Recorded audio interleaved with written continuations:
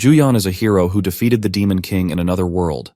Apparently, he had been summoned by the goddess to save her crumbling world. Since he fulfilled the duty he signed up for, she's ready to send him back to his original world. The crazy part is, during the 20 years he spent in this realm, not a single second passed in his own dimension. This means he'll return to the exact moment he was summoned. However, once he's back in his original world, he'll lose all the memories of those 20 years. But don't think the goddess is some tightwad who'll just send him back without properly rewarding him for his deeds. She grants him a fragment of godly power, though she's pretty vague about what it actually means. The only thing she says is a lot of mystical jargon. With barely any explanation, she finally shoves him back into his original world. Since Juyeon has no recollection of his adventures, he wakes up thinking it's just a regular day. He picks up his phone and sees a flood of messages from his manager. Seems like our guy's in a bit of trouble. So he skips breakfast and rushes through the streets like his life depends on it. Soon enough, he faces the wrath of his fuming manager, who's pissed about his lateness. Juyeon can't do much except keep his head low and take the heat. Anyway, he gets back to work, disillusioned like any corporate slave. This job clearly isn't cutting it, especially when he's struggling to pay overdue rent. He's got to figure out a way to take on multiple part-time jobs just to stay afloat. If only he had been awakened earlier, things could have been different. Just as he's thinking this, plot armor kicks in, and the system window flashes a message in front of him. He's unlocked a unique trait, a broken one, known as Skill Master. Yep, Juyeon is finally awakened. Now here's a bit of background on the whole awakened thing. Awakened people like Juyeon are called users. It's been 5 years since augmented reality, like something out of a fantasy novel, started taking over the world. With fields popping up across the earth, the world has been revolving around the new resources from them. Users are granted the power to conquer and explore fields dominated by monsters. Even menial tasks in these fields can bring in enough money to get by. That's why everyone wants to be a user by profession. Sure, it's a risky life stepping into the unknown, but the rewards are tempting. There's more sweet honey than danger scattered around. Of course, not all users make it big. Some users awaken with top-tier unique traits right away, while others don't get that lucky. At the top of the food chain is the world's #1 ranked user, Muhammad Al. He's the first to hit level 70 and has an SS-grade unique trait called Dragon Speech. One day, Muhammad Al uploaded a video to his official YouTube channel. The title intrigued people, so they clicked in droves. The video showcased an insane display of power that no one could tear their eyes away from. This kind of magic is every mage's dream. Anyone who's read a fantasy novel would recognize it. The spell Muhammad used is called Meteor Rain, a destructive force capable of wiping out countless lives in an instant. Everyone watching this was left speechless. No one ever thought they'd witness such magnificent power. The field Muhammad wiped out in seconds was an A-grade field. Even at level 70, it's nearly impossible to solo an A-rank field. The meteors obliterated everything in their path, including monsters that could easily destroy a city. The sheer power left everyone stunned. But what shocked viewers even more was the final part of the video, where Muhammad threw down an open challenge to all users. The skill he used, SS-grade Meteor Rain, was so powerful that he promised to give a rare artifact, the Elemental Ring, to anyone who could show magic more spectacular than it. The Elemental Ring is the only publicly known SS-grade artifact, and it's the ultimate relic everyone dreams of owning. In a cafeteria, 2 users were chatting about the challenge. They were disappointed that Muhammad had set the bar so high, it felt like no one could possibly reach it. The woman was just annoyed, thinking Muhammad's challenge was a trap. Who could possibly have an SS-grade trait? Even if someone did, they'd never get the Elemental Ring unless Muhammad personally approved of their strength.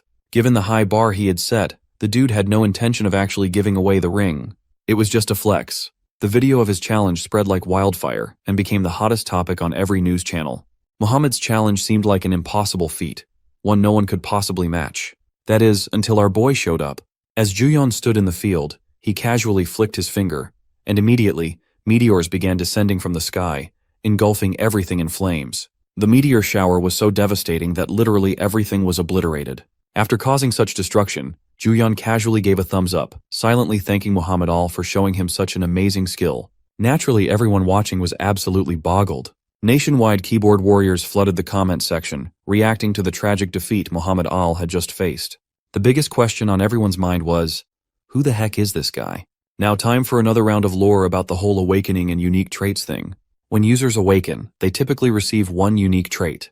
A unique trait essentially enhances the effects of certain skills and is often thought of like a class in a game. Some of the most well-known unique traits revealed to the world are: Dragon Speech is at the top, and this trait helps make a mage more powerful than a dragon.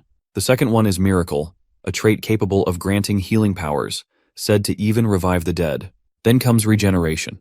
This turns someone into an unstoppable tank who can regrow limbs. Lastly, there is lethal strike that transforms a user into a warrior who can defeat any enemy. But here's the twist. There's no mention anywhere of a trait called Skill Master, which is the one Juyeon just happened to awaken. After some deep digging online, he found barely any details on it. When evaluating unique traits, the first thing to consider is the grade. Generally, the higher the grade, the better the effects, and the more subtraits it has. Grades range from F to SS.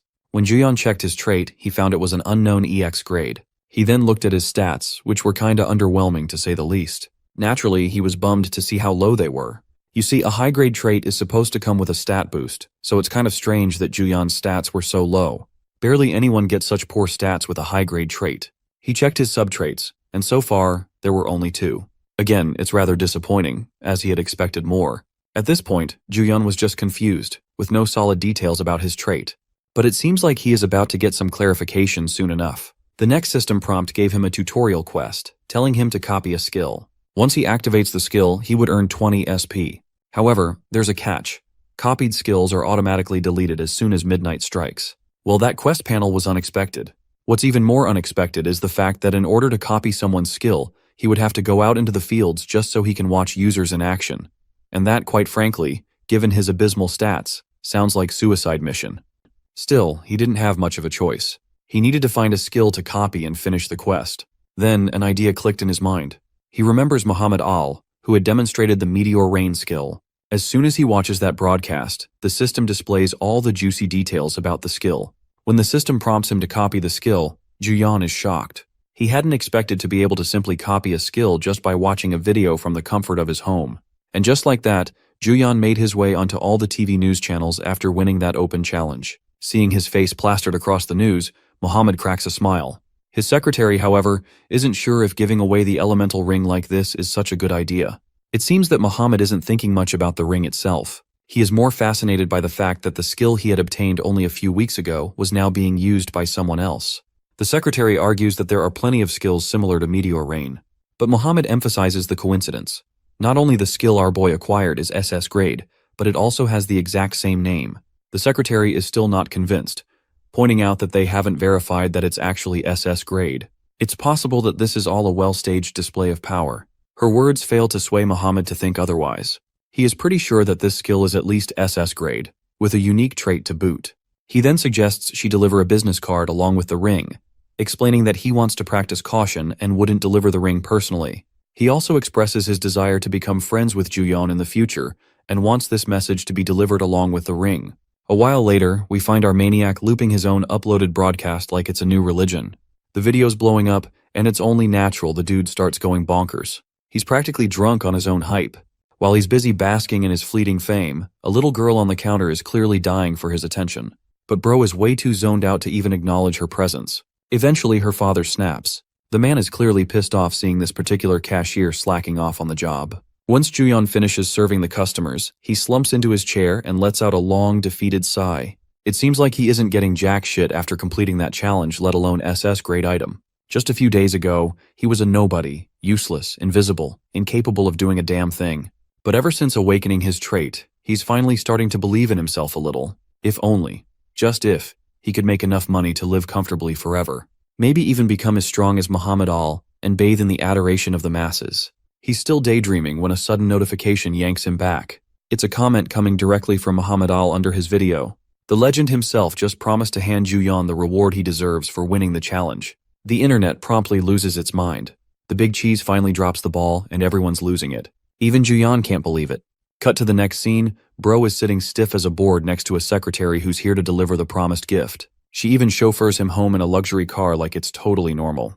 Dude's still wearing the same expression he had earlier. Half shock, half, what the fuck is my life? Back in his room, Juyeon stares at the ring. He still can't tell if this is a dream or a bug in the system. Then the system helpfully displays the stats of the elemental ring. And it's stacked. Every single stat is nuts. Like S-tier loot box levels of crazy. That's when Juyeon suddenly snaps back to reality. Now isn't the time to sit around gawking. This ring gives him a fighting chance to start training for real. Hunting in the fields is the only way to grind up his level 1 stats. But there's a catch though. He doesn't even have money for proper armor. Sure, his viral video brought in tons of revenue, but he can't withdraw any of it. Not without verifying his identity. And he really doesn't want to do that. So he sits down, racks his brain, and comes up with a loophole. Instead of risking his life inside a field, he'll just set up shop outside and offer emergency healing services. Healing, after all, is lucrative. Just patching people up at a field entrance earns hundreds of thousands of won. Even the cocky hunters who trash-talk healers wouldn't dare enter without one healer stationed nearby. Juyeon has copied a C-grade healing skill, strong enough to heal fractures, amputations, and status ailments up to F grade. He can earn 200,000 won for fractures. Amputations cost 500,000 won, and status ailments cost 700,000 won. Not bad for a day's work.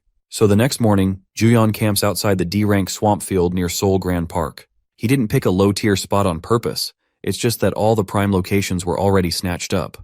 With no customers in sight, he scrolls on his phone, while thinking he might bring something fun next time to kill the boredom. At least here, he won't get trampled by monsters. It's a safe zone after all. Or so he thinks. Suddenly, a guy charges toward him at breakneck speed, carrying a severely injured woman. The man is terrifying, like a storm in human form. Juyeon totally freezes up, forgetting to even breathe at that moment. The man growls at him to start healing in a commanding tone. But Juyeon doesn't like his tone one bit. It reminds him of those entitled jerks back at the convenience store, the ones who thought they owned the place. And while this healing skill might not even be his originally, it's C-grade with solid options. No way he's wasting it on some random asshole who can't ask nicely. Bro is about to pop off when the man offers a fat stack of 200,000 won up front. Juyeon immediately switches to customer service mode, with his respect mode activated. Soon enough, regret kicks in when he takes in the sight of that woman's severed arm and feels his guts twist. The man sets the limb in place and demands the healing start. Juyeon forces himself to look. The injury is so gruesome it's like the air itself recoils. He's not even sure if his C-grade healing will be enough. But he can't be so sure without even trying. So he activates Light of Recovery. After serving his customers, Juyeon's back home, sprawled across his bed with his soul half dead. While he made good money, he had to use his healing skill 3 times that drained him dry. Without the elemental ring, it would have been impossible. What worries him more is how that party even got wrecked so bad in the first place. The only conclusion is that fields are dangerous as hell, and he better stay away. Still, he's grateful. At least this job beats rotting behind a counter, dealing with stingy Karens who act like spending 1,000 won gives them a license to scream. Now with this gig, he could probably retire his whole bloodline and chill till the world ends. Since he's got enough cash to survive for a while, it's time to focus on earning SP and finally leveling up. Suddenly, a tutorial quest pops up, telling him to raise the level of the sub-trait, namely passive income. Passive income is one of the key methods for acquiring SP, which is crucial for the growth of his trait, Skill Master. He should also keep in mind that raising the level of his sub-trait, known as passive income, is a top priority for growth. Now Juyeon finally understands why sub-traits also have levels. It turns out that he can harness their potential even more by leveling them up with SP. It takes 100 SP to level up passive income sub-trait. His passive income skill grants him 10 SP after every 24 hours. Funnily enough, if he spends this 100 SP to upgrade his passive income sub-trait, he'll get 100 SP back as a quest completion reward. Basically, it's a win-win situation. Plus, he'll unlock another new sub-trait once the quest is completed. Now, it's a no-brainer that he needs to upgrade his passive income sub-trait. After checking the total SP he has, he realizes he'll need to wait another 3 days to gather enough SP points to complete the quest. During these 3 days, he decides to use his time experimenting by copying new skill combinations and such. Just to sweeten the deal, the room service staff arrives with all the delicious food he ordered. With the spread laid out in front of him, he digs in while watching other users with unique traits. He's especially focused on S-grade or higher skills, the kind that almost only exist in Legends by now. While copying these rare skills is exciting, the sad truth is that they disappear as soon as midnight strikes. To solve this problem, he needs to record all these videos on his phone so he can watch them whenever he wants. He still can't get over how Muhammad Al appeared like an angel out of nowhere, showing off his SS grade skill, which Juyeon then copied. Though, he still needs to figure out how to keep these copied skills for an extended period of time. Perhaps there's a chance he can keep all these skills to himself if he upgrades his trait of Skill Master enough. He then decides to organize all the videos in a playlist, prioritizing which ones to use later and which ones to use right now. He makes sure to add body hardening traits. Another skill is teleportation, which sounds pretty cool. The list goes on, and he adds all the essentials. A while later, after binge watching, he made sure to wipe off all the food as well. He's literally stuffed, with his belly looking like an inflated helium balloon, ready to pop at any moment. He's feeling happy because he's already secured his future by registering as a healer with the user association. With all the skills under his belt, his value as a user is bound to skyrocket. He can hardly wait for the day when all the hot-busted chicks would fall over themselves for him. The next day, as he sits just outside the fields, that injured goddess from a few days ago comes to him to express her gratitude. She's fully healed, showing the full extent of her abilities. But it seems like this jackass doesn't recognize her. When she asks if he actually doesn't remember her, the crazy guy bluntly says no, as if he's never seen her in his life. After all, this goddess of a lady is just too beautiful for someone like him. She then reminds him that a few days ago, her brother brought her here, and he was the one who healed her. Now that she mentions it, Juyeon's memory quickly jogs, and he finally remembers that she's that damsel in distress with the busted hand. He legit thought she was the dude's girlfriend because he spent so much money on her, but turns out she's actually his sister. Moving on, the woman is glad that he finally recalls her, which makes it easier for her to express her gratitude. If it weren't for him, she would have been pushing up daisies by now. She then asks if he's part of any party, to which Juyeon responds with a no for obvious reasons. She follows up with another question, wondering if he is part of some guild. Once again, Juyeon's response is the same. In this case, she invites him to join her party since she needs a temporary healer. Juyeon is startled by the unexpected invitation. Since he's not in the right shape to be in the fields yet, he decides to decline her offer. But the way this goddess is showing off her feminine side, this horny loser can't resist his urges and instantly accepts the proposal. Before their conversation can continue, they're both startled by the ear-piercing growl of an injured man, whining like a bitch he is. His companion is dragging this whiny pussy out of the fields who requires instant healing. Juyeon simply ignores the lady, gets to work, and tends to the injured guy right away. In no time, he gets the man back to his former state, earning a well-deserved fat stash. Let's not forget about the promise he made to the lady to join her party. Since he's racking up enough money as it is, he doesn't feel the need to join her party, especially since his level is too abysmal for roaming in the fields, so he awkwardly declines her offer again. The girl still tries to coax him, revealing they have an S-grade tank and an S-grade mage to back him up. She's pretty confident they can carry him out with no problem at all. Juyeon simply packs up his stuff and is on his way, still declining her proposal. The reason for his rejection is simple. He saw her come out half dead from a D-grade field just a while ago, so there's no way in hell he wants to face the same fate. Of course, he doesn't say this out loud. He knows this is a once-in-a-lifetime opportunity to be recruited by such a hottie, but it looks like fate isn't on his side, and he has to reject it even though he doesn't want to. Tears and money are the only things left behind as he runs off. The only thought on his mind is to quickly gather enough money in SP to become a golden spoon mage. Enjoying his new life of luxury, Juyeon discovers that he earned 10 SP points thanks to his passive income effect. Investing his points into upgrading the same skill, he spends 100 SP to unlock an upgrade variant of the passive income. Now he'll get 50 SP for free instead of 10, without even lifting a finger. Talk about living life. With that settled, he checks on the quest reward he gained.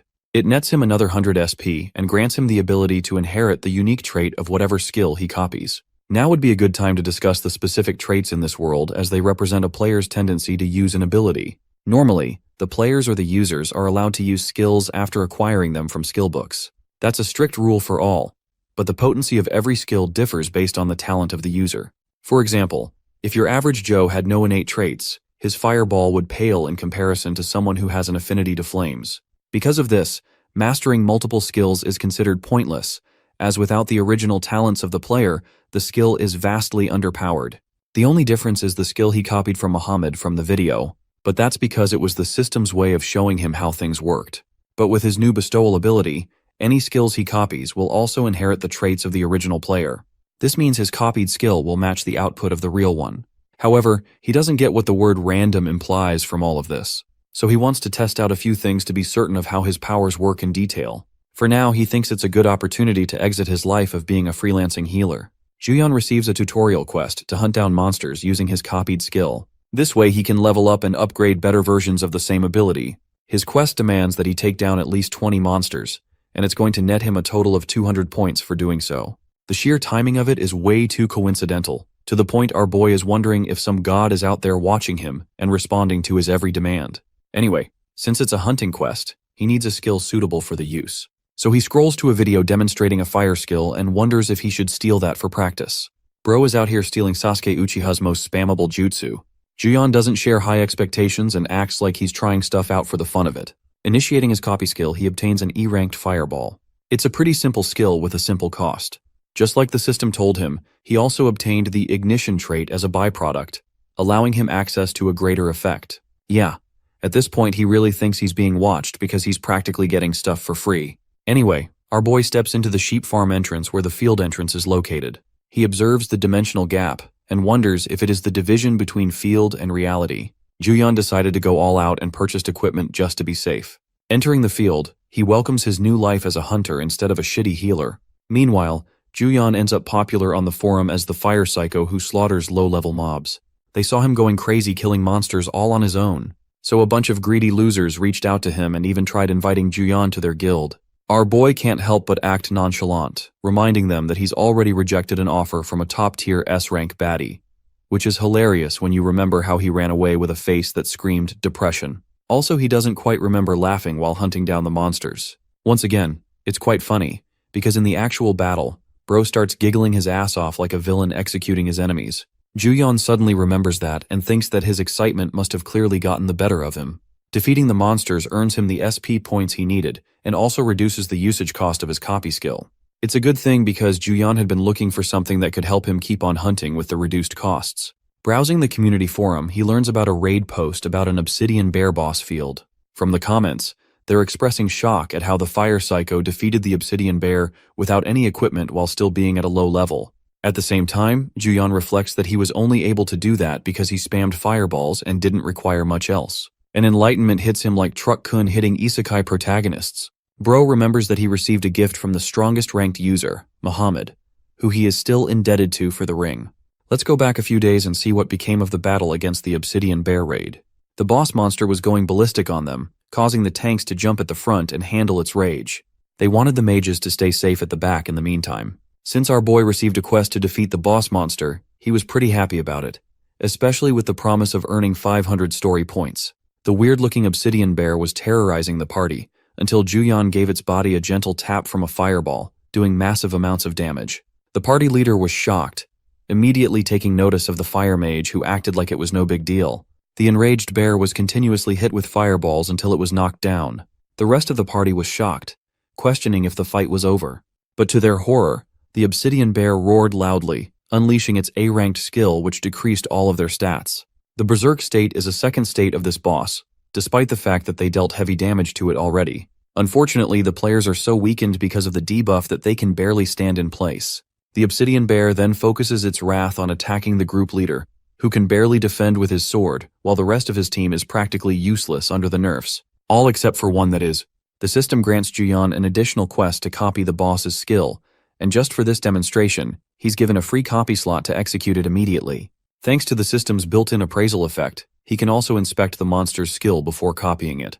Details of the obsidian bear's roar are presented before his eyes, and he immediately activates the copying effect for it. Juyeon inherits the boss monster's kill, which comes with an added nerf of randomly deleting an aspect of its ability, so it removes the condition requiring 50% health and allows him the full use of the rest of the effects. Juyeon is genuinely baffled that he can use the skill without any costs or conditions in place, making it no different from a hack. Knowing that the skill will be depleted by midnight, he makes use of the opportunity and unleashes his own version of the obsidian bear's roar. Juyeon's usage of the obsidian bear's roar instantly stunlocks all of his companions in a state of decreasing stats. The group suspects that the bear let out another roar when in reality it was actually our boy. Unfortunately, it turns all of their stats to shit, only to reward Juyeon on his own, buffing all of his stats by 9. Now that's a hack. As for the cute-looking bear up ahead, our boy casually walks up to the furry beast, unafraid of anything in his path. Pointing a finger to the heavens with a smirk, this guy creates a blazing, gigantic fireball, and then unleashes its wrath upon the bear that gave them so much trouble. The group is left completely flabbergasted by the sight of Juyeon destroying the obsidian bear.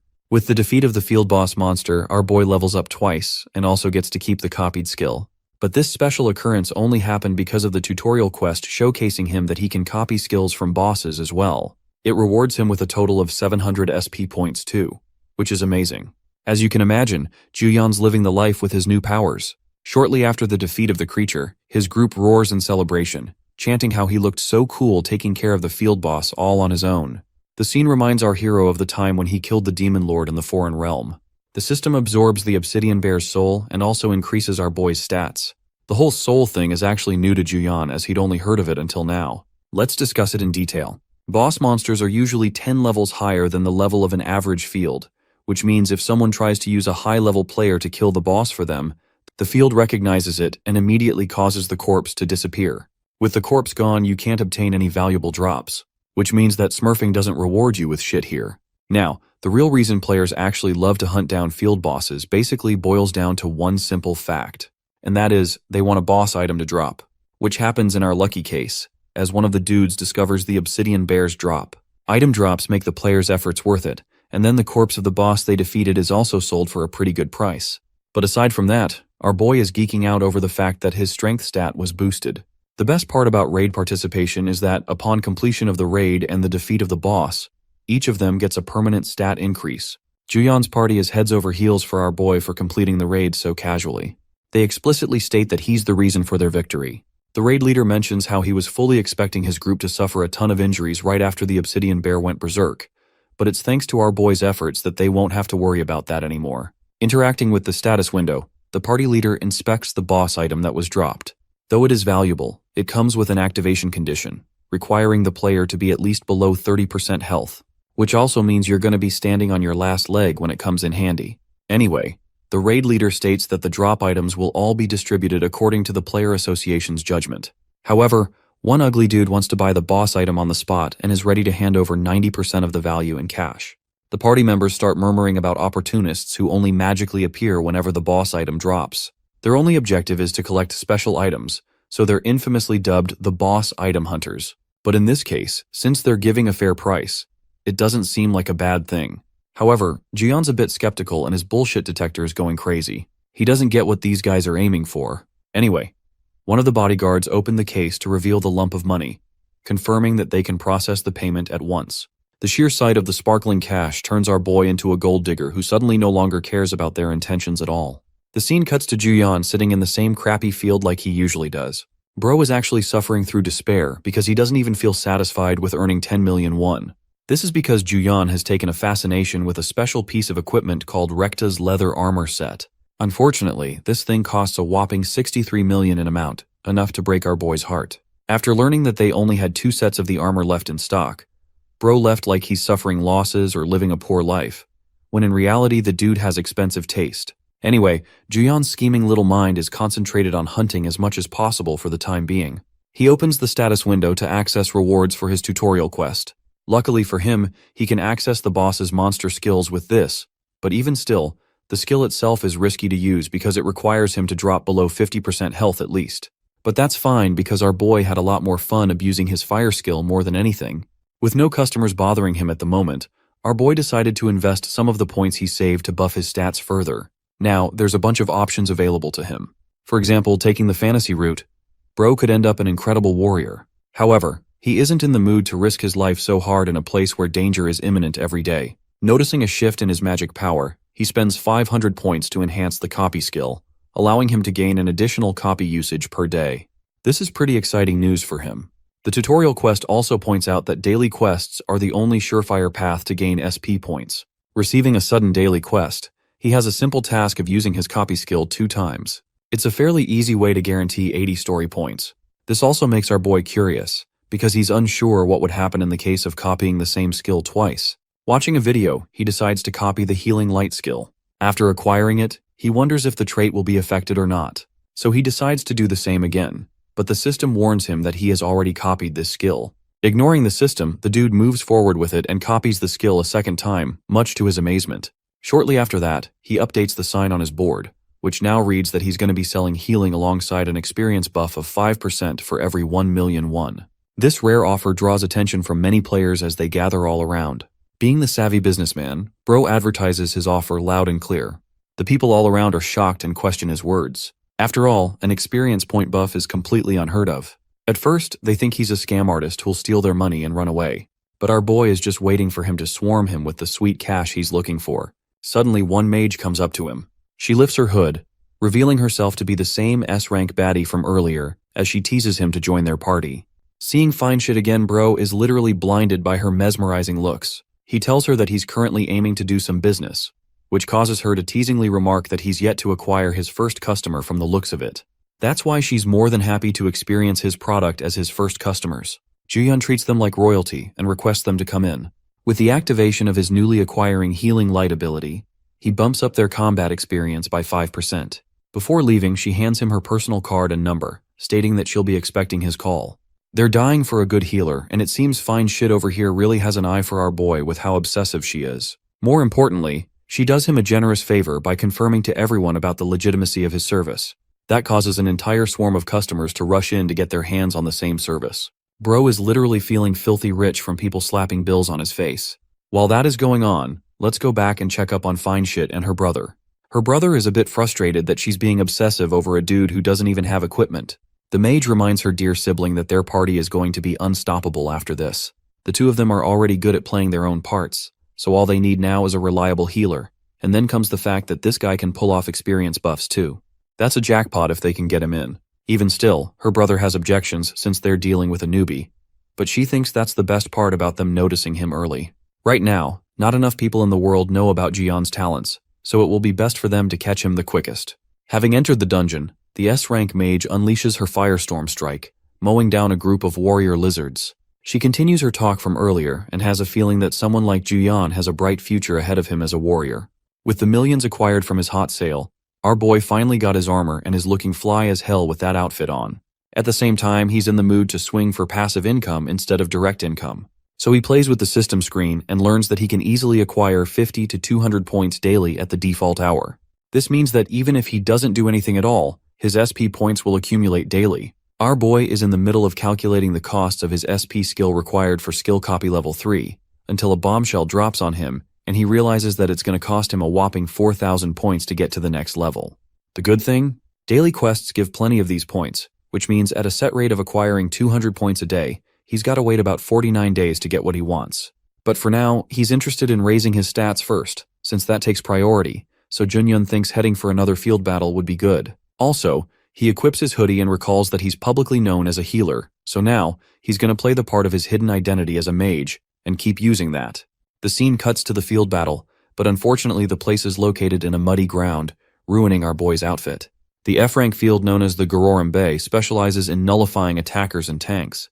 Junyun wonders if the testing ground is mostly aimed at beginner-level awakeners. Of course, with the addition of a field-level limit, he's out here struggling to collect shitty boss souls. Recalling the warning he read from one of the community members online, Bro thinks shit is going to be fine because nothing happened during the Obsidian Bear raid either. So what could go wrong? Am I right? All our boy wants is to go home. But for the looks of these damn clowns just casually speaking to each other, every single nerve in his body is getting pissed off. One of the dudes comes around to ask if he's really a guy or not. All because he invented his name for the raid participation. It also makes him wonder what became of the female side. Turns out the chicks are getting seduced by a blonde dude who clearly doesn't know the right time and place for these things. At this point, Juyeon really regrets not checking his teammates out properly before coming on this shitty raid. The blonde dude casually tells everyone that they should initiate the briefing session. But at this point, seeing him stick his nose in every girl's business, Juyeon wouldn't be surprised if this guy is dating the whole group. Anyway, the blonde clown expresses that their strategy is simple and doesn't need more explaining, but he'll go over it once more. The boss of this field is called the Mudflat Crab, and has the trait to get faster every time it is stunned with a debuff from the players. That crosses off the mage's debuff effects because it will only make the battle tougher as the boss monster will become stronger. The crab also has some self-inflicted debuffs applied like being injured or bleeding, which means it will get faster with time with too many injuries. The goal is to dismantle the bastard without really giving it many injuries, because after a certain number of injuries, the boss exhibits a special effect. This alerts our boy, until the knight goes back to his flirty self as he flexes how he's already defeated 8 boss monsters like these, so this should be cakewalk too. Anyway, Juyeon assesses the situation and wonders if the crab's ability to gain stats from the debuffs is its very own special skill. This is important information because it basically means a debuff will be considered as a buff, so this skill may come in handy for him. At the same time, he's seriously annoyed by the dating scene going on and wonders if the deadweights in his team will be helpful or not. The field fight kicks off as the blonde warrior goes on to slice and dice the creatures down. You may be wondering at this point that they're really good, but the hilarious fucking part is, they're out here flexing, killing bite-sized little clams and acting high and mighty over it. The party is acting like they're taking down hordes of monsters when it's really just a few clams that could fit in their hands. Even Juyeon is questioning his own sanity being a part of this group who thinks it is doing so much after basically beating level 1 creepy crawlies. The blonde clown's confidence goes out the fudging window when spiky tentacles emerge from the ground, instantly causing this man to retreat away, even though he was so confident about protecting his party and flexing earlier. Since the boss monster in this stage only appears after a set number of creatures have been killed, they're trying to take down as many beasts as possible. So they mow down the centipede-like creatures with a rain of arrows. Juyeon hasn't even done anything so far, and he's kinda happy that they're holding up pretty well. The players here already possess strong skills for an F-rank field, so he's anticipating the main boss monster to just come out already. Well, maybe he spoke too soon because one of the mudflat crab's mouth-like claws emerged from the ground and swallowed a monster whole. The group realizes that the real raid is about to begin with the appearance of the mudflat crab, who appears way larger than some of them expected. Since the boss monster is known for being limited in its movement, they're told to attack it in a linear fashion, rather than going left or right. Meanwhile, our boy is pretty astonished observing the crab's actual skill details. He's found himself a jackpot for a unique skill like this. Anyway, right after popping in the field, the boss monster exerted its terror and scared the crap out of these cowards. It's so funny how the crab is capable of changing directions and adjusting its motion, different from what the party's expectations are. Also, from the looks of it, Juyeon judges its special ability to be a permanent passive that increases stats upon more buffs or debuffs being applied. Once again, it makes our boy really excited when he gets to use it on his own. As for the blonde clown, Bro is supposed to be the main tank for his party, and yet he's at the back sitting out of the battle. Judging from his earlier words, Juyeon senses that if they keep on hammering physical attacks, they'll be in trouble because of the self-inflicting debuff of bleeding. The long-range archers from the party are making sure to keep the crab at a distance, while our boy wonders what their strategy really is. Even the crab is questioning what the flip these idiots are doing because clearly none of the attacks are working. The raid process seems tedious and slow, and thanks to the creature's dense shell, they won't be able to penetrate or injure it with just arrows from afar. Seeing the situation call for his presence, the blonde clown acts like a hero who has come to save the day, when clearly he should have stepped in way earlier. Bro then casually asks for a buff from one of the chicks. But that's not even the worst part.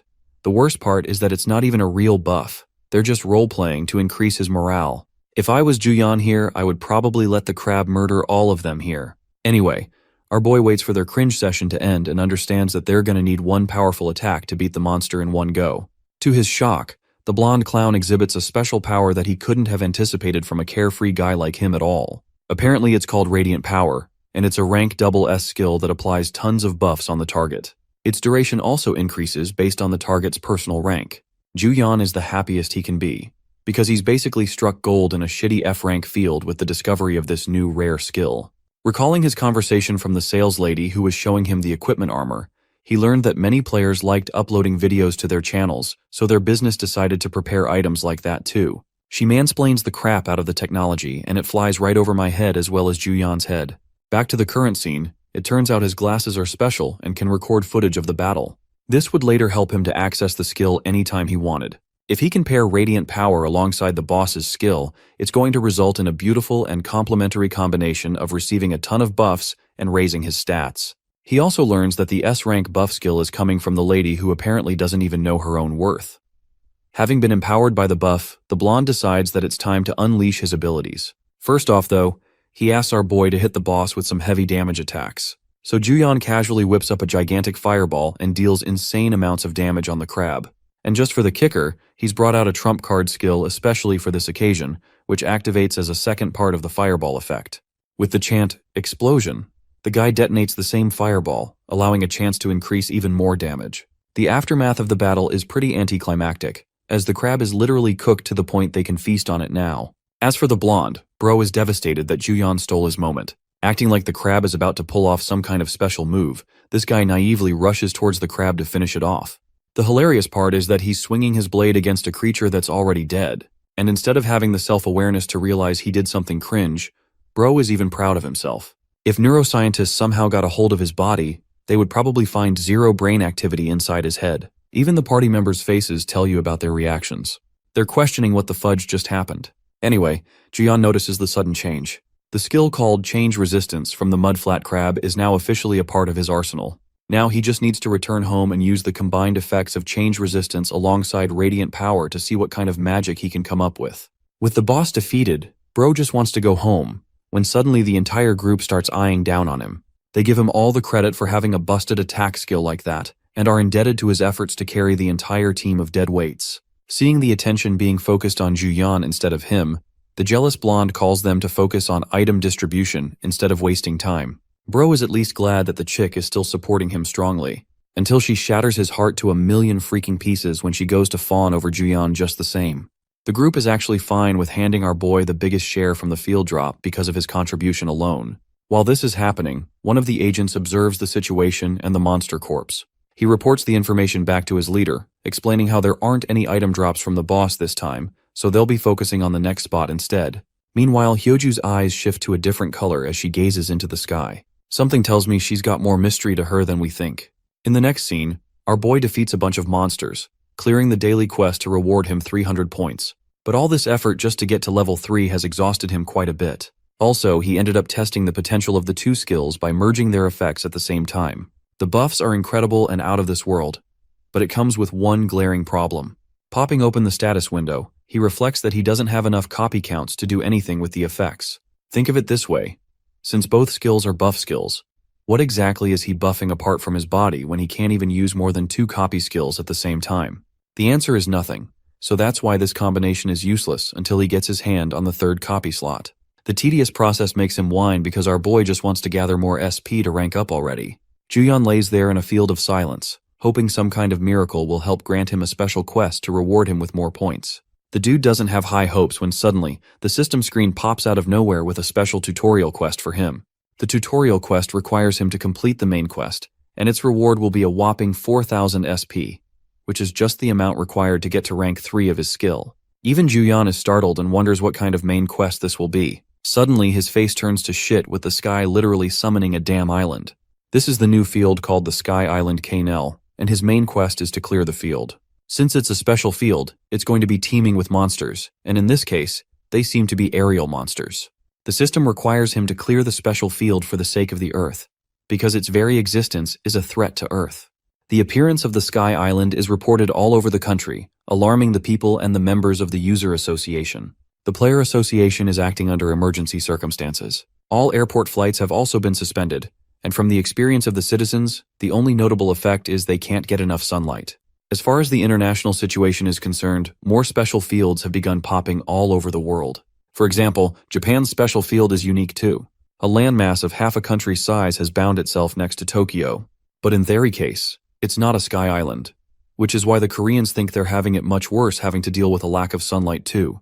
Meanwhile, our boy realizes that the special field in Japan is even worse. It's a B-class level, and creatures over level 70 are casually toppling Tokyo and unleashing destruction. That means even one monster is comparable to an S-rank warrior. All of a sudden, it's actually the Koreans who have it easy. At least they're not getting destroyed by high-level monsters. Since the existence of special fields poses a great threat to humanity and the Earth, the association has requested official support from the government to raid the problematic fields as soon as possible. A strategy is underway to counteract the Sky Island, and all players joining the raid will be awarded with an incredible bounty for their efforts in clearing the field. Juyan appears chill and realizes that things have taken a worse turn than he expected. While playing around with the system, he tries to look for a loophole that can perhaps give him more SP without doing anything. Bro thinks he's in some kind of gacha game. Picking apart the quest details, he realizes that by the end of the main quest, he'll have more than enough SP to upgrade all of his traits by 1 level each. This actually motivates him even more to help clear the special field. The staff member finally returns to show him the artifact he asked for. Juyan pops open the box and assesses its stats using his appraisal effect from the system. Both the cursed ring and bracelet don't seem to be special. They give you 100 additional mana but with a drawback of taking away strength and agility. It balances it out basically. If Juyan goes for the set, he'll get about 400 additional mana, which will be a great help to him even if his other stats decrease just a bit. He thinks playing with magic is the safest bet, so he's okay with that. At the same time, it makes him wonder if he should purchase some mid-range armor on top of that. So he asks for the price, and what do you know? The lady casually tells him it's going to require 400 million won.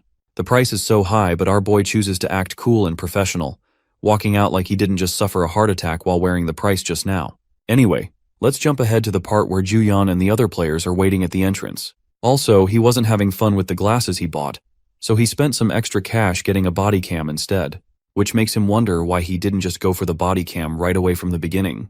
Like always, it's a good idea to check for community reviews for any warnings. So he checks the forum and learns a bunch of different information from the commenters. It turns out that the field monsters are way more powerful than some of the players expected, causing them to casually get wiped out.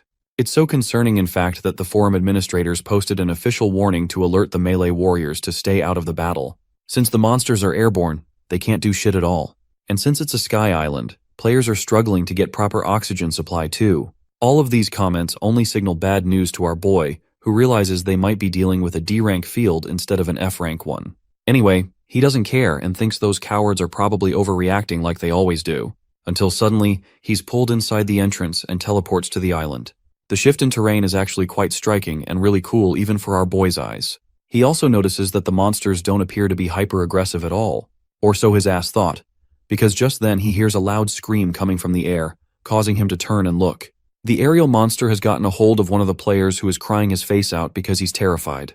Bro is not having a good day because the monster literally drops him from a noticeable height, killing him immediately. A bunch of these griffin-like creatures start circling him around, but our boy is daring them to come try. He's so ready to cook them with his fireball skill right here, and get him some fried chicken on top of that.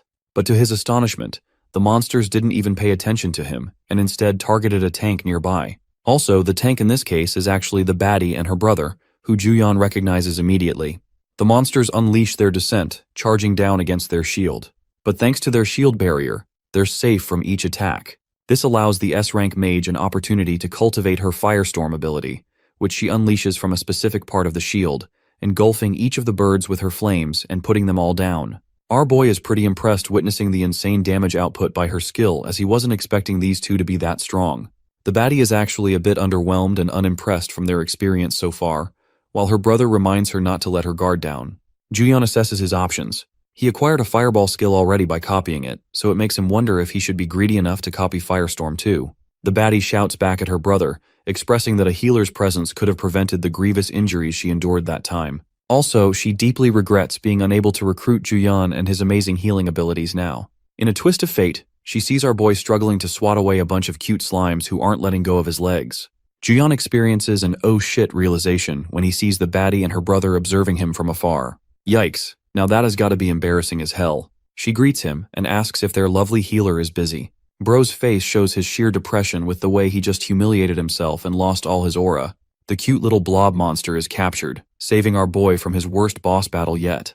Dude is feeling bad for his expensive shoes, acting like they are $1 million Jordans or something. To say the least, the tank is not impressed by this at all. He's expecting Hyeji, his sister, to have a sane reaction and finally stop getting obsessed over this goofball. But to his shock, the girl is beaming a wide smile, signaling that she's still obsessed with the healer. The mage acts all buddy-buddy with our boy, teasing him that the universe simply wants them to be together in the party at this point. This is a bit of bad news because our boy wanted to solo hunt in this mission, and he can't exactly reveal his powers in front of these two who think he's a healer. The baddie promises him that he's got nothing to worry about as she'll help carry him through the special field. Realizing that he's got little choice now, Bro accepts his fate and thinks he should copy the healing ability again. So he gives her a yes, which makes her really happy. Since he needs to use his copy skill on the healing one, he tells them he'll be back after a bathroom break. But the hilarious part is, Bro doesn't realize there's nothing around to cover his ass. So that excuse does not work at all. This is troublesome because if he can't even watch a video, he can't copy a skill either.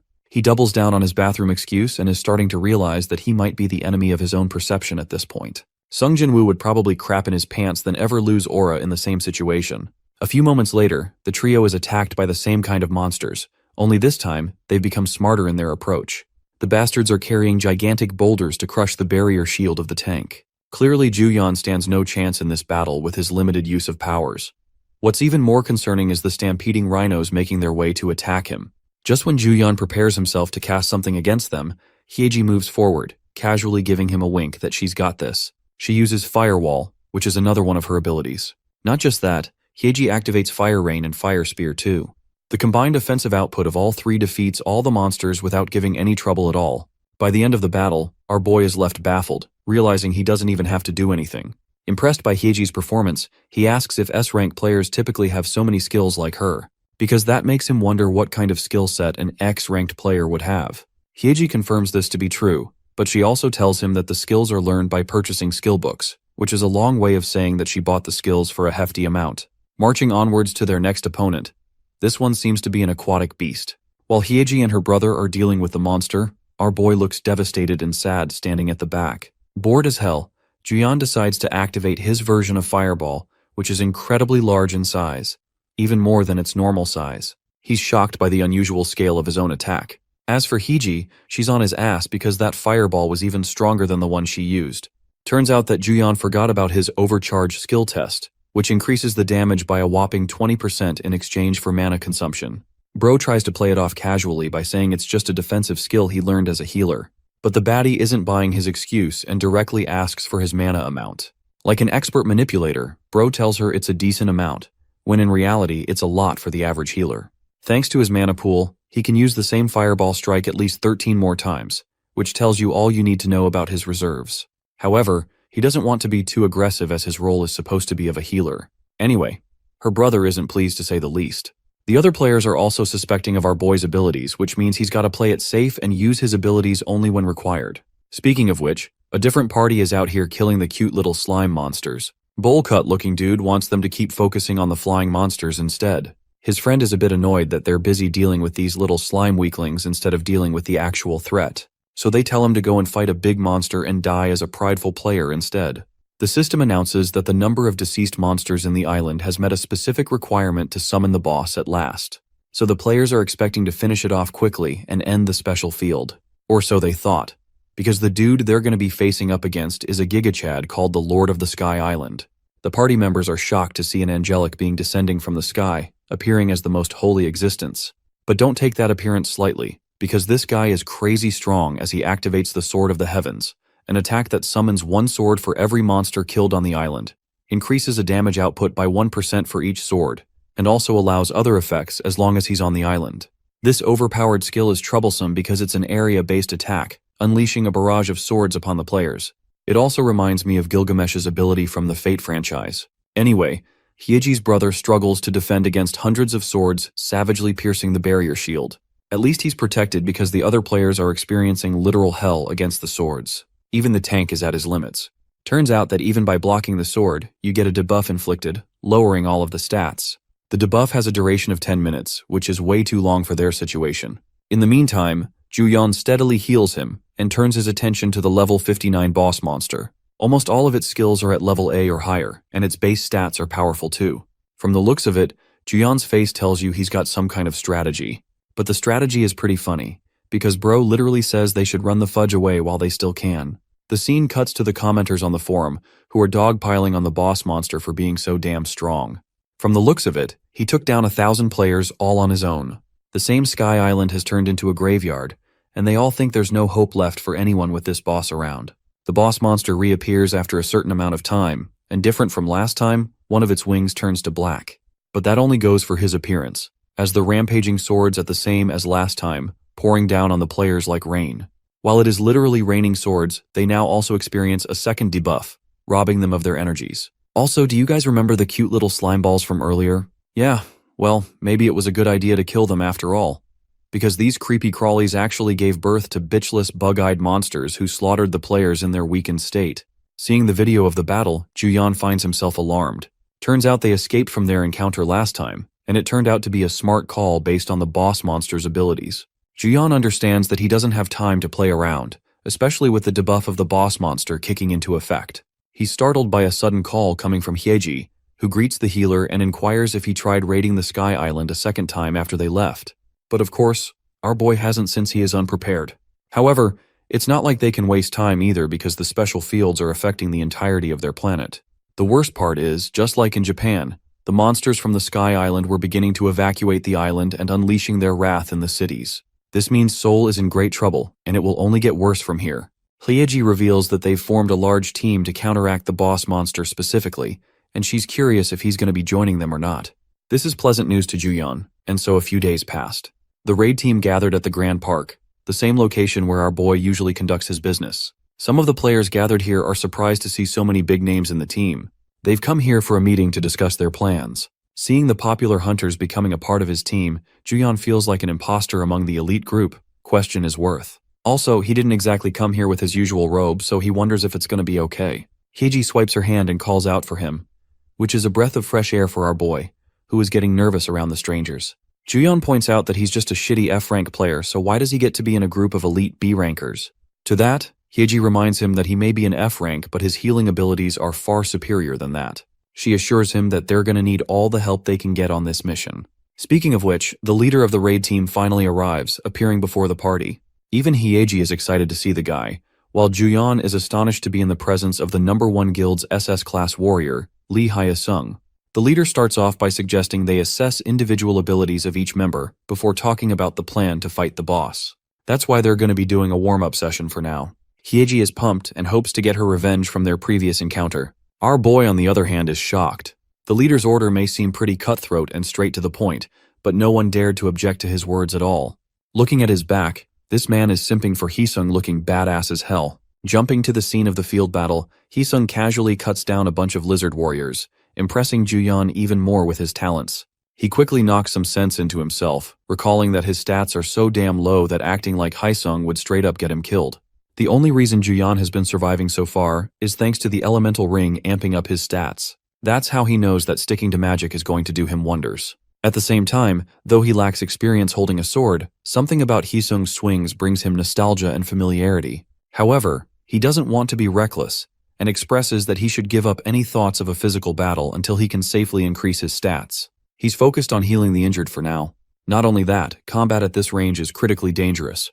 But inside Juyeon's mind, a voice echoes from his past self, the one that defeated the demon lord in the other worlds. Just now, seeing Hye-sung swing his blade with such finesse, his old self reminds him not to waste his precious skills by letting them rot. Staggered and speechless, Juyeon stands in his place, observing Hye-sung's double S-ranked skill, allowing him to absorb the stats of the most recent monster that he kills. The buffs disappear after 5 minutes, and additional stats are added if he kills 10 monsters in a row. It also amplifies magic power and agility by 10%, making this guy a damn force to be reckoned with. All this time, Juyeon had been searching long and hard for a skill that could boost his physical stats. And what do you know? He's finally struck gold with Hye-sung. The esteemed warrior stands over the toppled corpses of the monsters he cut down. Shortly after the defeat of its minions, the boss of the field arrives in the form of a poison lizard called Kinga.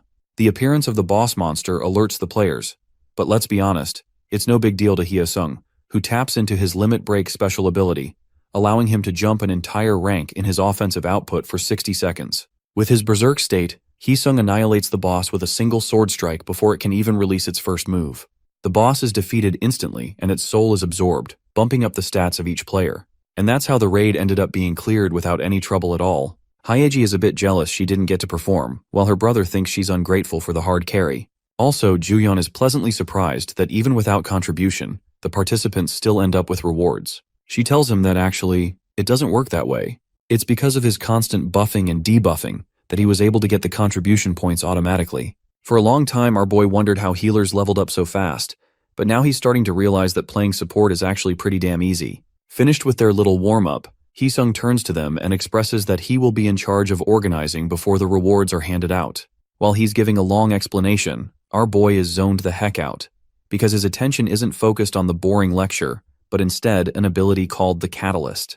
This skill was obtained as a result of the defeat of the boss. Juyeon wonders if he can apply it to good use, but he doesn't even care about it for the most part. What he cares about is the fancy new skills he obtained, both rated over S rank, and both are incredibly powerful for buffing physical stats.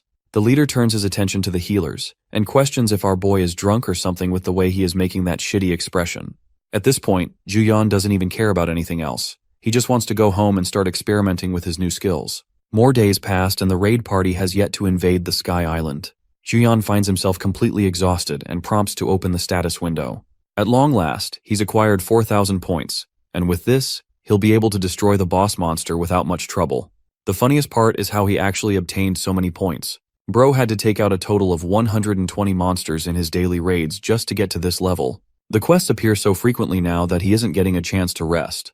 Regardless, he's still happy that he's getting quests at least, even though he's reduced to a tired mess afterwards. Juyeon jolts up with excitement, prompting the system to upgrade his copy skill to level 3. After spending 4,000, his skill is upgraded at last. Now, in his original plan, he wanted to pair the two skills he obtained from the crab raid to buff his physical stats.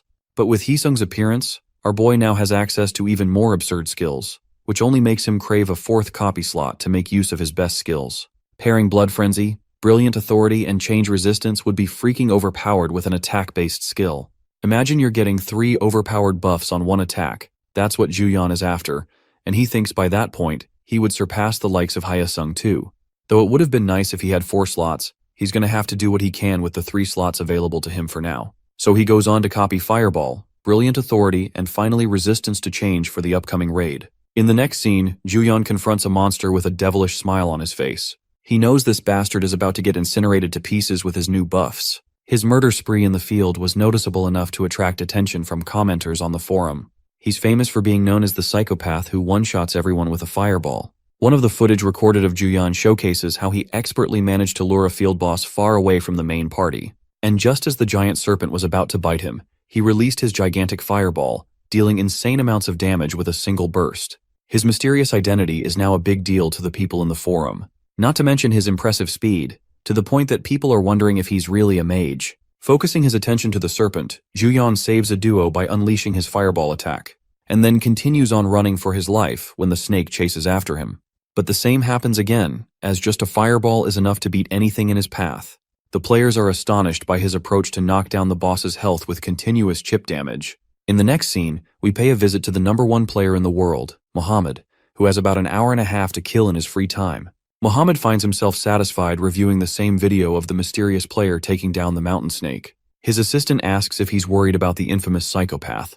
Muhammad agrees, and he seems to be full of conviction that this guy is actually Juyon himself. It hasn't even been that long since our boy received the elemental ring from the guy, and more importantly, that ring shouldn't play a part on his stamina at all. So his recent feats are based off of other skills. Watching him fight, Muhammad thinks he's seeing a professional on the battlefield who has a long history of experience in combat.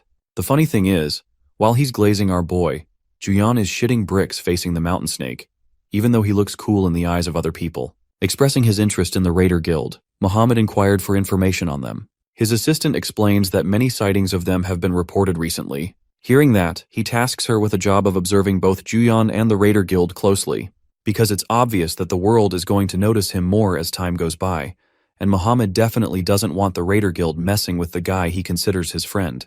Speaking of the Raider Guild, their boss is watching the same video of Juyon taking down the mountain snake under his identity of psychopath. This means the Raider Guild is also keeping a close eye on his activity, so he needs to be careful. Juyon checks the latest social media updates and instantly gets all riled up when he comes across a certain video. His jaw tightens as he grinds his teeth, clearly pissed off because he was the one doing all the grunt work. Yet the ones who uploaded the video are the ones raking in the revenue without lifting a finger. What makes it worse is that there isn't even a single frame in the video where his face shows up, which only fuels his frustration and makes him start questioning whether his right to publicity even exists at this point. That's when a thought hits him like lightning that why not just upload the video himself? Wasting no time, he pulls out his phone thinking about recording the footage with a clear plan in mind. This time he plans to monetize his channel and earn that money himself. He even thinks up the perfect clickbait title to reel in the views. Juyon starts daydreaming about how uploading the footage from this canal raid might just blow up and flood him with tons of views. He even considers the idea of creating an entirely new account just for this, thinking it would be better if people didn't connect him to the always trending and totally infamous psychopath persona he's stuck with. He imagines himself getting rich overnight from the ad money, picturing himself receiving a shiny gold play button just from posting a single video. With a smug grin, he enjoys the fantasy of luxury long before any of it becomes real, but then quickly snaps back to the cold reality in front of him. Now he's left wondering how on earth he's supposed to gather materials in this pitch-black night when he can't even see where he's stepping. Just then, a B-ranked daily quest window suddenly pops up, offering him a list of tasks in exchange for a buff and a random item box. Up until now, Juyon only ever received E or F ranked quests, so seeing one this high catches him completely off guard, and he starts regretting his decision to come here at night, especially after wasting the entire day napping like a lazy bum just because he caught a silly little snake.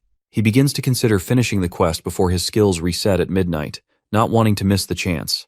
While lost in thought, he spots a blue-colored crystal ball lying on the ground and quickly scoops it up without wasting a second. It turns out to be the exact essence the quest window asked him to collect from the special field, which means he only needs 9 more to go. He originally thought he would have to defeat monsters to get those items as drops, but it turns out the quest wants him to search every inch of the field like the essence crystals are playing some annoying game of hide-and-seek with him. He finds the quest more irritating than expected, and if it weren't a B-ranked one, he probably would have already forgotten it even existed.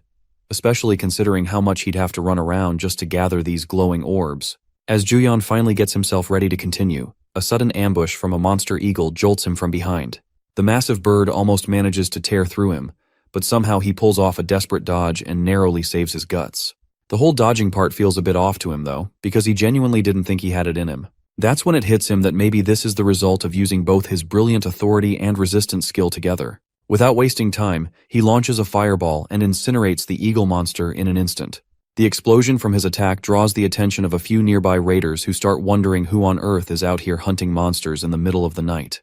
Their leader seems fired up and clearly eager to take down Kanal before Lee Hyesung gets the chance to steal the spotlight. When his underlings ask what they should do if other users barge into the raid, he coldly tells them to wipe out anyone who shows up without a second thought and make sure they don't leave alive. Back with Juyeon, he's already done dealing with the monster hunting part of the quest. On top of that, he's managed to collect 9 out of the 10 required essences, making it seem like he just might finish the entire quest well before midnight. He's even survived in the field for over an hour now, which means all he has left to do is find that last glowing essence. Just then he hears a loud noise, and when he turns to check where it came from, he spots a massive angelic monster hovering in the sky. The sight of it starts bugging him since his guild raid is scheduled for tomorrow, and if things keep heading this way, the boss monster might get stolen before they even arrive. The masked raiders begin their assault on the boss monster Kanal, which only adds to his worry as the whole situation spirals out of control. Right at that moment, a new quest gets triggered for him, which now asks him to conquer the F-rank special field. On top of that, another B-ranked sub-quest pops up, ordering him to take down the boss that has invaded Earth and also destroy the special field completely. Juyeon ponders over the contents of both quests while trying to figure out what exactly the word conquer is supposed to mean. Since there are no extra details explaining how much he actually needs to do, he wonders if the quest wants him to capture the monster himself. Taking it as a free bonus opportunity, he decides there is no need to overthink it and just sits back planning to enjoy the chaos from a safe distance. Right then, the masked group successfully manages to bring the winged angelic monster crashing to the ground and immediately announce that this is their chance to finish off the beast and grab the reward.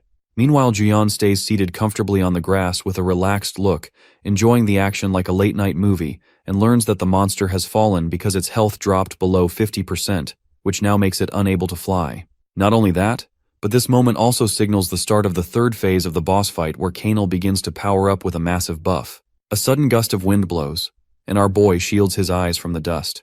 In that moment, his gaze lands on the last essence he's been searching for. He jumps up to grab it, humming a tune and thinking how easy it was to find. Just as he picks it up, the masked buffoons get knocked over near him. The fallen guys quickly scramble to their feet and notice our boy on the ground. They approach him, asking who he is, then assume he's one of their comrades and urge him to get up quickly, saying they'll need him for the mages. Juyeon stands up with a mask in his hand, wondering who these suspicious guys are and deciding to go along with them for now. As he walks away with them, our boy quietly thanks the guy whose mask he snagged. As he joins the group, his quest system pings, letting him know the quest has been completed, and the B-ranked quest buff gets applied to him. While a user locks blades with the boss and keeps it away from the others, someone quietly bombards it from afar with blazing blue flames. Every raider starts wondering who could possibly be behind such wild magical power, while our boy feels downright grimy about dishing out massive damage from the sidelines and snagging all the loot without ever putting himself at real risk. He's stuck trying to figure out what to do with the ridiculously strong quest buff, since doing too little might make people suspicious, but going all in would throw him straight into the spotlight. Still, he can't deny how much fun it is to absolutely wreck the so-called boss monster with his busted, overpowered stats, though it doesn't take long for the group to catch on once he gets a bit too carried away. Right then, the boss fires off one of its skills, calling in souped-up monsters to the island. As the boss chants the summon spell, griffins and rhinos suddenly pop into existence, forcing the raiders to split their forces and deal with the chaos. A group of clueless outsiders accidentally stumbles onto the scene and starts wondering why a raid is even happening before the announced time, which seriously ticks off the masked guys running the whole thing. As one of the outsiders dares to question them, the masked leader doesn't hesitate for a second before ruthlessly cutting him down, knowing things will spiral fast if their little side operation gets exposed to Hyesung. He shouts at all his goons to wipe out every outsider on the spot using whatever means they have, which completely shocks our hero because he didn't expect these lunatics to go as far as flat-out murder. Watching the raiders go absolutely wild on the innocent group, Juyeon figures that running for his life might just be the smartest plan. Right then, Hyesung and his crew roll in to save the day, and our boy immediately realizes he's in deep trouble. The raid leader laughs in Hyesung's face, mocking how his patchwork team can't do a thing and calling him out for crashing their raid like some hero.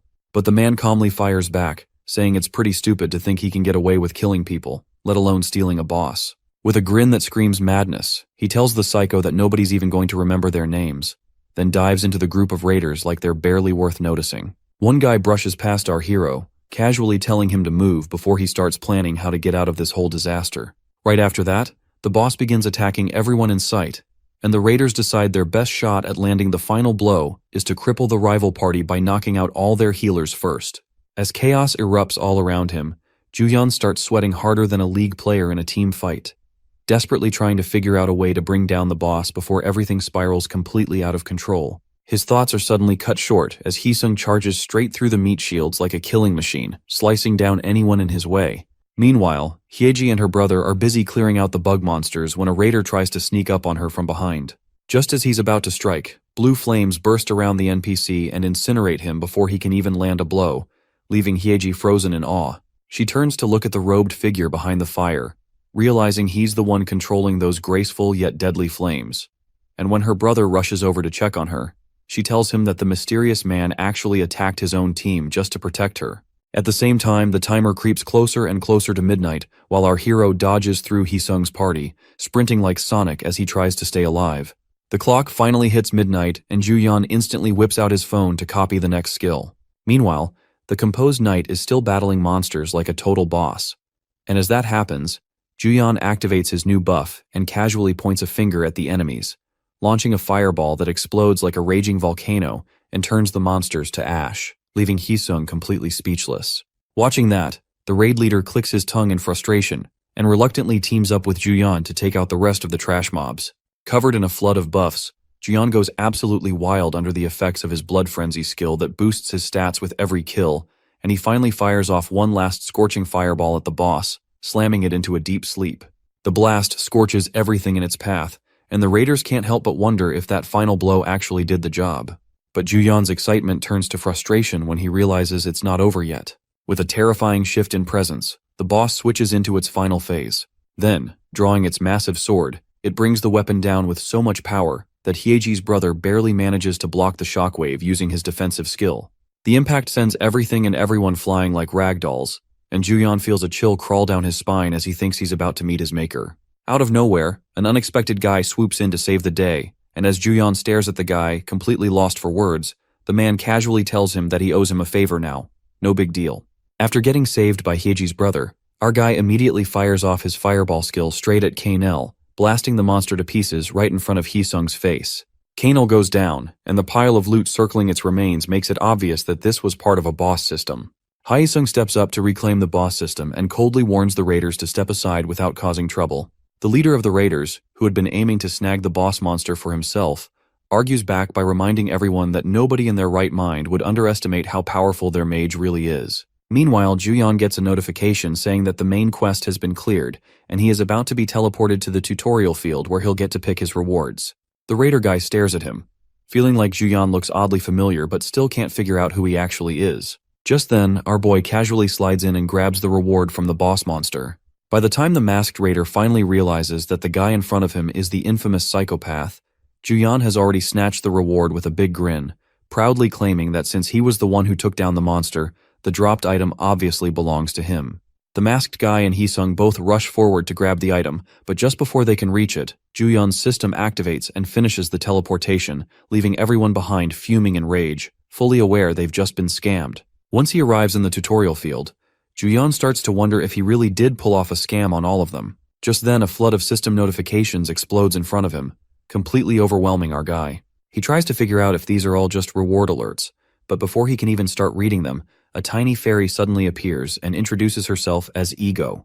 She explains that she's his official tutorial assistant, and now that he's completed his main quest, it's her job to guide him through the rest of the tutorial. Our boy starts feeling anxious and argues that no one ever mentioned anything about a tutorial assistant, then begins wondering if this might be something exclusive to some event tied to X-level unique traits like his. The tiny Ego fairy politely asks for permission to begin the reward collection process, and once he agrees, she brings up a panel labeled as the choice for a detailed trait upgrade. She goes on to explain that trait upgrades work like second-class evolutions, and using one will enhance a person's current abilities by adding new detailed traits to them. She then reveals the full list of abilities Juyeon currently has and asks him to pick one to upgrade. Our boy begins to think it over and first considers leveling up his unearned income skill, figuring it might boost the SP he earns from attacks, but then realizes he's still way too weak and starts thinking about what could have happened if the raid took place before midnight and his skills hadn't reset. He might not have even stood a chance at defeating Kanal. Taking everything into account, he decides that boosting the number of available skills would be the smartest move right now, so he picks the sample for skill copy and ends up giving it a major upgrade. Even though he feels a bit let down that it gets reduced to 2 parts, the fact that he now has 4 copies available per day lifts his spirits. His eyes light up with excitement as he wonders if there's any chance he might get lucky enough to eventually push that number all the way to 8 copies instead of just 4. Ego then asks if he'd like to check the rest of his unclaimed rewards, and our guy agrees right away. From the random item box, he ends up getting a sword that unleashes fiery explosions. As he ends up with yet another fire attribute item, he gets annoyed by how everything he receives somehow always ties back to fire. And of course, this new sword is no different. Then comes the Skillmaster reward box from the main quest, which finally lifts his mood with the generous amount of SP it grants him. But the surprises don't stop there. He also unlocks an additional reward that adds a new sub-trait to one of his abilities, and this time he gets an extra row of options to choose from. Riding high, he quickly checks the item he got from the boss, feeling fired up to see what kind of loot it turns out to be. Lucky for him, the item turns out to be an SS-grade Kanal's Cursed Necklace, granting him a massive stat boost that leaves him stunned. He starts thinking that if the boss drop is this insane, then the boss skill must have been even more terrifying. Out of curiosity, he checks it, and sure enough, he learns that if the boss's HP had dropped below 10%, the fallen angel would have gotten a full health restore along with a 50% stat increase, making it flat out impossible for Juyeon to take him down alone. That's when he notices his SP has crossed the 20,000 mark, so without wasting time, he starts pumping it into his abilities, beginning with the sample for safety skill. He keeps investing those points one after another, growing stronger and sturdier with every upgrade. And once he's finally done with all of it, he drops flat on the floor, satisfied and exhausted, knowing there's nothing else left to take care of for now. Just as he lies down to catch a break, Ego casually drops the bomb that the real tutorial is only just about to begin. She then asks him if he remembers the final line from the main quest. Juyeon thinks back and vaguely recalls something about the survival of Earth and humanity, so he looks over at the fairy and asks what that was supposed to mean. Ego, without missing a beat, tells him that it basically means his entire world is on the verge of being wiped out by invaders from another dimension. Back on Earth, a squad of soldiers stands firmly at the portal gate to keep watch. After the raid wraps up, Hyesung stands before a sea of reporters and tells them his party took a serious beating from the raiders who swooped in and stole their boss. He adds that at least the boss was taken down, even if those nutjobs managed to escape after landing the final blow. One of the journalists pipes up and asks what the boss dropped, and Hyesung replies that it's definitely something that boosts stats, but the constant nagging for more details starts to grind his nerves, so he turns around and tells the nosy crowd he's got nothing else to say. Kicking back in her apartment, Fire Lady watches the live broadcast on her phone. Her brother casually says that the guy who jumped in to save her would probably be splattered like a pancake by now if he'd faced Hyesung one-on-one. Meanwhile, she's dialing up Juyeon, trying to sniff out the truth about our boy because while the wizard robe might be basic, a fireball powerful enough to one-shot the boss definitely isn't something just anyone can pull off. She completely ignores her brother as the call finally connects, then greets Juyeon with a cheerful hi and straight up asks if he's the mage who saved her during the raid. He tries to shake her off and keep things low-key, but Fire Lady shows she is pretty sharp by pointing out that she recognized him by his gear and pathetic beta male physique. Still playing dumb, he casually tells her that she didn't even show up to the raid in the first place, and apologizes for not being able to help out with such a dangerous mission. He then throws Hyeji and her brother for a complete loop by saying he's been gooning in the bathroom this whole time, and tells them he's hanging up. Back at his place, he finally relaxes a bit, knowing that she probably won't be blowing up his phone again anytime soon. For now, he gets a break from the non-stop calls from his totally out-of-his-league crush, and his mind drifts back to the tutorial world, where that endlessly nagging voice kept popping into his head, constantly reminding him that the world is under threat from monsters invading through other dimensions, and that it's his job to save it. She went on to say that his skill, Master Power, is a uniquely broken ability gifted to him by heavenly beings for the sake of this mission. Still completely clueless about the big picture, he asked her why he was chosen in the first place and whether he had any kind of connection to the divine. But it didn't take long for him to realize he's just a total goofball with absolutely nothing special going on, and the voice simply told him to stop overthinking things. She explained that he's a special user who has already slain countless beasts and earned huge rewards doing so. Then, with a weirdly serious tone, she dropped the truth. He doesn't actually get a choice in any of this. As he asks what she's even rambling about,